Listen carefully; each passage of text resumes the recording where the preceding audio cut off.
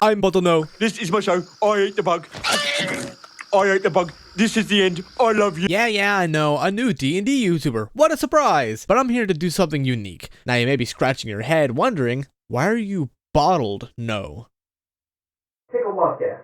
So, as my first video on this platform, I like to take my time to swiftly divide my non-existent viewer base. I think Dungeons & Dragons 2024 is good! Now let me explain. The biggest critiques that I see are that things either feel a bit underwhelming or that much of the content is reprinted. And I mean, yeah, that's like just entirely true. I'm not even gonna try and defend WotC here. But I mean, now more than ever, it is just like a perfect time as a new player to just hop right in. So many of the rules have just been simplified down, so many of the mechanics are just like very gamey, which is something that is very familiar for people who would be interested in this. And if you're a new player, you're really not going to notice any of those issues because you don't have a reference point, really. Yes, I know it's very imperfect, and the divide between marshals and casters is still massive. But it's stupid to say there weren't some advancements in the right direction with weapon masteries. They're not particularly strong and don't really scale with time, but I think that just as a passive ability, they're a great addition. Being able to guarantee some damage when you miss, or gaining advantage on your next attack, or if you made the decision to have 2 daggers or 2 light hammers as your main weapons, well, now you don't have to regret it because there's the Nick property. These are honestly a really good step in the right direction. You know, for WotC standards. Is it as far as I wish they would have taken it? No. Do I still wish fighters and other marshals had battle maneuvers built into them? Yes, but is this at least a fun way to make a fighter do more than... Does 15 hit? No? Shucks. Well, I guess I wasted my turn because the spellcaster can actually guarantee any damage even if the enemy succeeds its check. Yes, it is more fun than that. On the topic of spellcasters and marshals, making it impossible to cast spells or do any magic stuff with your action surge is going to save so many headaches as a DM. I mean, I feel like the Eldritch Knight could have kept it, at least, since they're sadly so weak as a caster anyway, but I think I'm fine with the trade-off if the level 7 Wizard Fighter multi-class doesn't get 2 fireballs in the same turn. Also, I just want to make a note here of just how much better 2024 Dungeons & Dragons feels. Before, if you just wanted to eat a berry, it took your whole action. Now it's just a bonus action, which is just so much better. Same goes for drinking potions, which everyone just homebrewed to be bonus actions anyway. Glad they finally realized how stupid it was to go upwards of 10 minutes without a turn, just to regain maybe 5 hit points as an action. Only wish they'd kept the same philosophy in regards to other mechanics. Plus, now you can do things like Wild Shape and some other various class actions with a bonus action, which just allows combat to flow way better. Origin feats! Everyone gets a feat. You get a feat. You get a feat. You get a pair of feet! A little concerned why the human is such a freak for the feat, but whatever. So yeah, I like that origin feats are a thing now because that takes some of the old feats that were like pretty generic or standard feeling and just kind of like throws it into your background. So as a DM, I don't have to worry about my players going for some niche book that's gonna have one background in it that will have a feat attached to that background, because now every background is gonna have a feat attached to it. And maybe, you know, a game proficiency.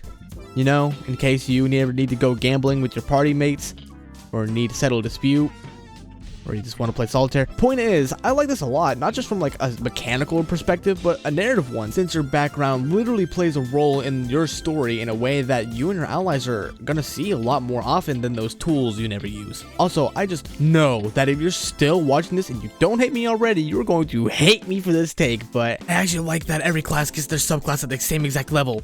I know people hate this, so here's my advice. Suck it up, losers. So with that said, I've heard so many people would say to clerics, "Oh, you don't know what god you're worshipping?" Or to the sorcerers, "Weren't you born with your powers? How do you have your powers but not the kind of power that gave you the other powers?" And I really think this can just be solved really easily if you pull your head out of your ass and take a narrative approach. The Warlock might be a new servant of a patron between levels 1 and 2. Getting that 3rd level just proves to the patron that they are worthy of their unique abilities, not just the generic Warlock stuff. Same goes for the clerics, and I think that for sorcerers, you can easily reframe this into being that the sorcerer can learn those easy cantrips and spells early on, but only after diving deeper into your own self do you begin to uncover your true potential, granting you access to those special abilities that are unique to you. To me, any discrepancy can be solved narratively, even for why the ranger is still cheeks in the new edition. Oh, wait, the ranger... Yeah, so as much as I do like the 2024 edition, I just gotta stop the shit on the Ranger. Why the fuck is your entire class based on a weak-ass level 1 spell that can't deal more damage until level 20? And it's only a D10! That's an average boost of 2 points of damage, not to mention the spell is a concentration spell. So for all those other cool, fun spells you want to use because they'd actually make combat more interesting, better just forget they even exist, cause you're gonna get real comfortable rolling a d6 for the rest of your life. Because I can almost guarantee you that you are not making it to level 20. And even if you do, big whoop, you deal an average of 2 more damage per hit. Good job, Wizards. You took the one thing everyone hated about the 2014 Ranger and made it the focal piece of the entire class. Really, hats off. I'd also love to mention that Hunter's Mark is literally a weaker version of Hex. They both deal the same damage, but Hunter's Mark lets you have advantage on perception or survival checks to find the target you cast it on. Sounds interesting, right? Well, why don't we compare it to Hex? Hex does the same thing where you cast it as a bonus action, concentrate on it, and it deals an extra 1d6 of damage. Though, I will say that Hunter's Mark has a very slight edge in the fact that it uses force damage and Hex uses necrotic. So Hunter's Mark does have the minor edge there in at least having the force damage. But then you read the rest of Hex and it says the target that you've cast it upon now has disadvantage on any ability check of your choice, meaning that you can give them disadvantage on wisdom or dexterity saving throws. They don't make a save, it just happens. It just baffles me that the thing this entire class is built on is worse than something you can get from a simple origin feat. Alright, that's enough shitting on the Ranger.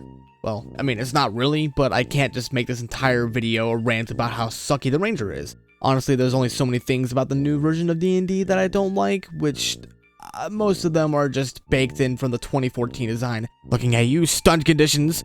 But I know that none of that stuff is just gonna go anywhere at this point, so best I can do is not use it and maybe beg my monk to have mercy on the monsters I throw at them.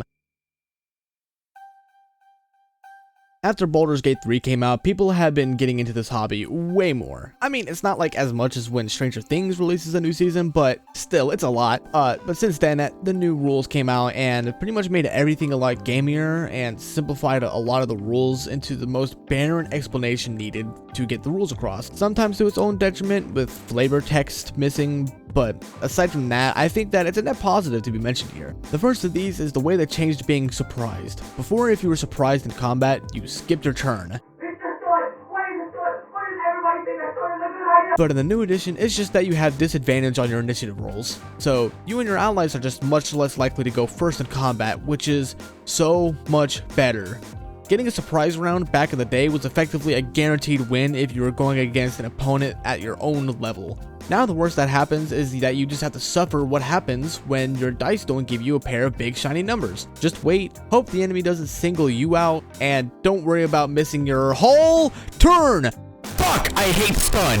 Next up is the simplification of every major D20 roll into just D20 test. As someone who loves to make a bunch of homebrew content and feels the need to follow the very strict and precarious way that Dungeons & Dragons uses its wording, do you understand how annoying it is to say, when making an ability check, saving throw, or attack roll, blah blah blah blah blah, every single time you have an ability that's going to affect what you do when you roll your D20? So that means I get to spend at least a little less time worrying about the wording whenever I want to come up with something. Because now it sounds like, when making a D20 test, blah blah blah blah. Same goes for the use of emanation in the game now and other things of that nature. Finally, you can just look at 2 words instead of 6 to get the same understanding of the effect you want to use. Last up is a bit of a mixed bag, but I honestly do think it's an overall improvement. Exhaustion. Before, you would consult a chart about what debuff you would take when you gain another level of exhaustion, since there was no real logical progression between each tier. I mean, I guess it got worse as it continued, but not like in a really consistent way that you could easily memorize. Now, you just subtract 5 from your speed and have a -2 penalty on D20 tests for each level you have. I know that without even having to look away from the script right now. I just know because it's that simple. Am I right or am I right, narrator? No. You are right, writer, no. Thank you, narrator. No. Though this all comes with the cost that it's not really as interesting as it used to be, since the effect is just the same with every new level you get. So, kind of a double-edged sword there. With that being said, I think that all of these changes really go into making this hobby at least just a bit more accessible than it used to be. I mean, I know it's still pretty daunting, but I feel like the simplification is really a good way to go forward to get new players involved. I mean, people just homebrew the content they wouldn't have deeper systems for anyway. Because I'd rather extinguish myself than play Pathfinder 2nd Edition.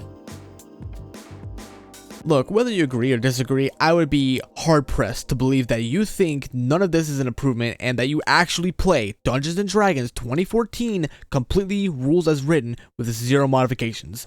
If you do, I am so sorry for your players. If you are a player, I beg of your DM, please, just get rid of stun. Get rid of it. It's so annoying and it doesn't even do anything. It's so sucky. It doesn't work like in video games either. It's such a bad game design. Well, if you're still here, I really appreciate that you stuck around. I really want to appreciate you specifically because that means so much to me. Because I like shouting into the void, and it'd be nicer if someone were to shout back at me. Even if you got some things you disagree with me on, feel free to just tell me what you think I'm wrong about. But yeah, I'll see you later, and peace out.